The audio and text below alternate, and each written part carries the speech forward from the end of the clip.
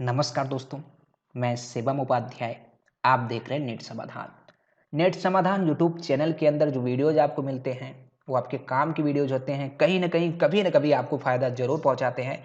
इसलिए अगर आपने अभी तक अपने नेट समाधान चैनल को सब्सक्राइब नहीं किया है, तो जैसे वीडियो प्ले होता है, ये रेड कलर का सब्सक्राइब बटन आपको वीडियो के नीचे दिखता है, जिसे आप क्लिक कर लीजिए। बगल में नोटिफ़िकेशन है, उसको भी क्लिक कर लीजिए ताकि हम जो वीडियोज़ बनाएँ, उसका नोटिफ़िकेशन आपको मिलता रहे। आप हमेशा अपडेट रहें। आज हम बात करने वाले हैं सहज सेंटर के बारे में, डिस्ट्रिक्ट लॉगिन आईडी पासवर्ड के बारे में। एक सहज की आईडी के अंदर यानी सहज पोर्टल के अंदर कितनी सर्विसेज होती हैं, कौन कौन सी सर्विसेज आप दे सकते हैं, सहज सेंटर की शुरुआत कैसे कर सकते हैं, क्या चार्ज आपको देना पड़ता है, साथ में क्या समस्या सहज के साथ में आती है, इसकी भी जानकारी आपको बताने वाले हैं। क्योंकि बहुत सारे कमेंट हमको आते हैं, जिसमें हर वीडियो में लगभग कमेंट आता है कि सर ई डिस्ट्रिक्ट की आईडी पासवर्ड कैसे मिलेगी, सीएससी के अंदर सहज की आईडी यानी ई डिस्ट्रिक्ट की आईडी पासवर्ड कैसे मिलेगा, कैसे लॉगिन होगा, क्या सर्विसेज होती हैं, लेना चाहिए नहीं लेना चाहिए। तो हमने सोचा कि एक कंप्लीट वीडियो बनाकर आपको बता दें सहज सेंटर है क्या, कितनी सर्विसेज होती हैं, कैसे लेना होता है, क्या समस्याएं होती हैं। तो जान लेते हैं। सबसे पहले हम बता देते हैं कि सहज सेंटर लेने के लिए क्या प्रोसेस करना होगा। सहज सेंटर लेने के लिए बस पैसा खर्च करना होगा। आपको पैसा खर्च करना होगा, पैसा आपने खर्च कर दिया तो आपको सहज की आईडी मिल जाएगी। सहज आईडी लेने के लिए जिनके पास में सहज सेंटर है, उनके पास में आपको जाना है। ये डिस्ट्रिक्ट मैनेजर होते हैं, उनका नंबर आपको ले लेना है। नंबर लेने के बाद सीधे उनको कांटेक्ट कर लेना है, बताना है कि हम भी सहज की आईडी लेना चाहते हैं। आपके लोकेशन के आसपास में नज़दीक में कोई सहज की आईडी नहीं होगी, कोई सहज के बीएलई नहीं होंगे, तो आपको आईडी पासवर्ड मिल जाएगा। आपको सहज की आईडी 2 से 3 दिन में, 1 हफ्ते में मिल जाएगी। पैसा कितना खर्च करना होगा? कोई 10,000 रुपये आपसे चार्ज कर सकता है, कोई 35,000 रुपये कर सकता है, कोई 9,000 रुपये चार्ज कर सकता है। अलग-अलग तरह के इनके प्लान हैं जो ई डिस्ट्रिक्ट मैनेजर आपको बेचेंगे। यानी कोई इंश्योरेंस लेने के लिए आपको बाध्य करेगा कि भाई इंश्योरेंस लेना पड़ेगा तब जाके आपको सहज मिलेगी। कोई 9,000 रुपये लेकर के ही आपको आईडी पासवर्ड दे देता है। तो इस तरह से चार्जेस लगते हैं। पहले ही हमने आपको बता दिया, बस पैसा खर्च करना होगा। सहज की आईडी पासवर्ड लेना बहुत ही सरल प्रोसेस है। पैसे पे आपको सहज की आईडी पासवर्ड मिल जाती है। सहज की आईडी पासवर्ड आपने ले लिया तो समस्या क्या होती है, यह भी आपको जान लेना चाहिए। समस्या यह है कि भाई जहां पर आपने सहज की आईडी लिया है, जिस लोकेशन पर, उसी लोकेशन पर आपको चलाना होगा। इधर उधर आप नहीं जा सकते। मतलब जैसे आपने घर के एड्रेस पर ले लिया, फिर आपने बाजार में सेंटर खोल लिया, इस तरह से नहीं चलेगा। आपको बाजार में ही अपना सेंटर चलाना होगा। इसके बाद समस्या 18 रुपये की फ़ीस है। जैसे कोई भी सर्विसेज आपने आवेदन किया, अलग-अलग फ़ीस हैं। एग्जाम्पल के लिए मैं बता रहा हूँ कि 18 रुपये जैसे फ़ीस है, आपने जाति प्रमाण पत्र या आय प्रमाण पत्र बनाया, 18 रुपये फ़ीस आपने दिया, उसमें आपको 20 रुपये ही कस्टमर से लेने हैं, 2 रुपये का आपको कमीशन मिलेगा। ओवर चार्ज अगर आपने किया तो आपके ऊपर मुकदमा होगा, एफआईआर होगा, तरह-तरह के कंप्लेन होंगे। ये समस्याएँ हैं। ओवर चार्ज आप नहीं कर सकते हैं, आपको जो रेट की लिस्ट है वो लगानी पड़ेगी। तो कमीशन के नाम पे समझ लीजिए ज़ीरो है। क्योंकि अगर आप किसी का आवेदन करते हैं, प्रिंट आउट निकाल के देते हैं, फिर जब आवेदन सफल हो जाता है, फिर आप उसको प्रिंट देते हैं, उसमें आपको 2 ही रुपये मिलता है, तो कोई मतलब कमीशन के हिसाब से नहीं बनता है। लेकिन लोग ओवर चार्ज करते हैं, उनकी मजबूरी है। ओवर चार्ज करना भी गैर कानूनी है, ये भी आप जान लीजिए। ये समस्याएं हैं सहज के अंदर। और भी समस्या है, जैसे इंश्योरेंस आपको इनको बेचना होगा, उसका टारगेट रहेगा। साल में रेनुअल करना होगा, तरह तरह के आपको टारगेट मिलते रहेंगे, जिन्हें आपको पूरा करना होगा, नहीं तो आपकी आईडी बंद करने की धमकी आपको मिलती रहेगी। इसके बाद देखते हैं कौन कौन सी सर्विसेज हैं सहज के अंदर। यहाँ पर आप देखेंगे तो हमने सहज की जो आईडी है, ये डिस्ट्रिक्ट की जो आईडी है, उसे लॉगिन कर लिया है। लॉगिन करने के बाद जो हमको सर्विसेज दिखते हैं वो देख लेते हैं। जैसे जाति प्रमाण पत्र हो गया, आय प्रमाण पत्र, निवास प्रमाण पत्र, जन्म प्रमाण पत्र, मृत्यु प्रमाण पत्र, विकलांग प्रमाण पत्र, हैसियत प्रमाण पत्र, इस तरह के सभी प्रमाण पत्र लगभग हम अपने कस्टमर को बना के दे सकते हैं।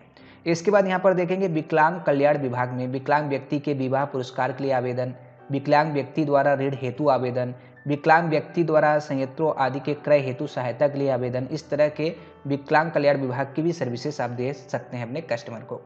राजस्व एवं पंचायती राज में आप देख लीजिए क्या सर्विसेज हैं कस्टमर को जो दे सकते हैं। खतौनी की नकल दे सकते हैं, खतौनी की नकल पुनः प्रिंट करके दे सकते हैं, कुटुंब रजिस्टर की नकल दे सकते हैं, जन्म प्रमाण पत्र दे सकते हैं, मृत्यु प्रमाण पत्र दे सकते हैं। ये राजस्व यानी ग्रामीण वाला सर्विस आप अपने कस्टमर को दे सकते हैं। इसके बाद देख लेते हैं, यहाँ लाउड स्पीकर लोक संबोधन प्रणाली उपयोग की अनुमति हेतु आवेदन पत्र है, यहाँ पर आप आवेदन कर सकते हैं। महिला कल्याण एवं बाल विकास विभाग में आप दहेज उत्पीड़न की महिलाओं के लिए वित्तीय सहायता के लिए आवेदन कर सकते हैं। दहेज उत्पीड़न में महिलाओं को कानूनी सहायता दिला सकते हैं। पति की मृत्युपरांत निराश्रित महिला विधवा की पुत्री की विवाह के लिए अनुदान योजना है। दंपति पुरस्कार 35 वर्ष से कम आयु की विधवा महिला के लिए विवाह हेतु आयोजना भी, यानी कि विवाह हेतु योजना में भी आप आवेदन कर सकते हैं। राजस्वाद है, यहाँ पर दैनिक वाद तालिका है, न्यायालय आदेश देखें, कंप्यूटरीकृत वाद संख्या देखें, ये भी सर्विसेज आप अपने कस्टमर को दे सकते हैं। अप्लाई फॉर इंटीग्रेटेड सर्विसेज, कुछ अलग सर्विसेज हैं, उसके बारे में बता देते हैं। पहले ये देख लेते हैं समाज कल्याण विभाग। समाज कल्याण विभाग में जो सर्विसेज हैं आप यहाँ पर देख सकते हैं। छात्रवृत्ति के लिए आवेदन कर सकते हैं, शादी और बीमारी अनुदान के लिए आवेदन कर सकते हैं, अत्याचारों के बारे में शिकायत के लिए आवेदन कर सकते हैं। तो इस तरह की सर्विसेज आप अपने कस्टमर को दे सकते हैं। अभी हम देख लेते हैं इंटीग्रेटेड सर्विसेज में, जो आपको काफ़ी सर्विसेज मिल जाती हैं, जैसे राशन कार्ड वगैरह की सर्विस आपको यहीं पर मिलती है। तो ये देख लेते हैं कि भाई यहाँ पर कितनी सर्विसेज आपको मिल रही है। यहाँ पर देखेंगे 29 डिपार्टमेंट की अलग अलग सर्विसेज आपको मिल जाती हैं, जो काफ़ी अच्छा है। सर्विसेज तो बहुत ही अच्छा है। अगर आप अपने कस्टमर को सर्विस देना चाहते हैं तो सहज सेंटर बेस्ट है, लेकिन जो इनके कमीशन है, जो इनके टारगेट हैं, जो इनके नियम हैं, वो थोड़ा सा समझ के बाहर है। बाकी चीज़ें ठीक है। यहाँ पर देखेंगे लेबर डिपार्टमेंट की सर्विसेज है, यानी श्रमिक का रजिस्ट्रेशन कर सकते हैं, श्रमिक के लिए अनुदान दिला सकते हैं, योजना के लिए आवेदन कर सकते हैं, ये सब है। लेबर डिपार्टमेंट 2 की सर्विसेज है। फूड एवं सिविल सप्लायर, यानी राशन कार्ड में संशोधन हो गया, करेक्शन हो गया, इस तरह की सर्विसेज है। डिपार्टमेंट ऑफ ट्रेनिंग एम्प्लॉयमेंट की सर्विस है। लोकल बॉडीज़ की सर्विस है। लोक शिकायत विभाग IGRS, यानी जन सुनवाई पे कंप्लेन भी दर्ज कर सकते हैं ग्राहकों का। कमर्शियल टैक्सेस है, यानी टैक्स का भी आप रिटर्न फाइल यहाँ से कर सकते हैं। फूड ड्रग डिपार्टमेंट सर्विस है। एग्रीकल्चर डिपार्टमेंट की सर्विस है।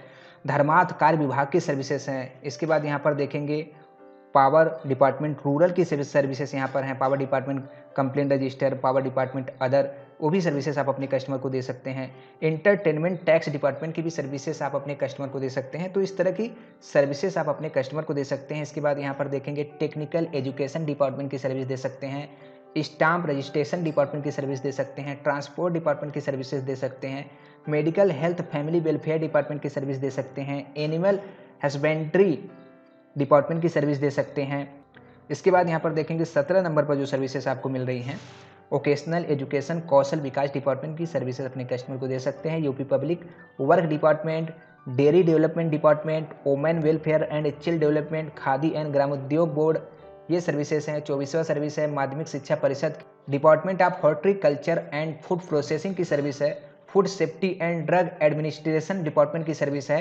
Housing and urban planning department की सर्विस है। यूपी फायर सर्विस है। फिशरीज डिपार्टमेंट की सर्विस है। तो यानी 29 डिपार्टमेंट की अलग अलग सर्विसेज आप अपने कस्टमर को दे सकते हैं। दे करके इनकम तो कहीं नहीं सकते कि आप इनकम कर सकते हैं, लेकिन सर्विसेज आप अपने कस्टमर को दे सकते हैं।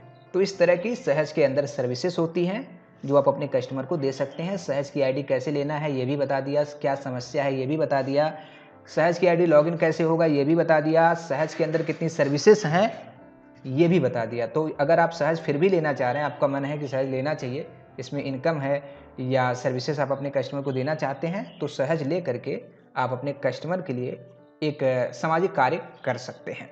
अगर हमारा वीडियो आपको पसंद आए तो वीडियो को लाइक करिए, चैनल को सब्सक्राइब करिए, वीडियो को ज़्यादा से ज़्यादा शेयर करिए। जय हिंद, जय भारत।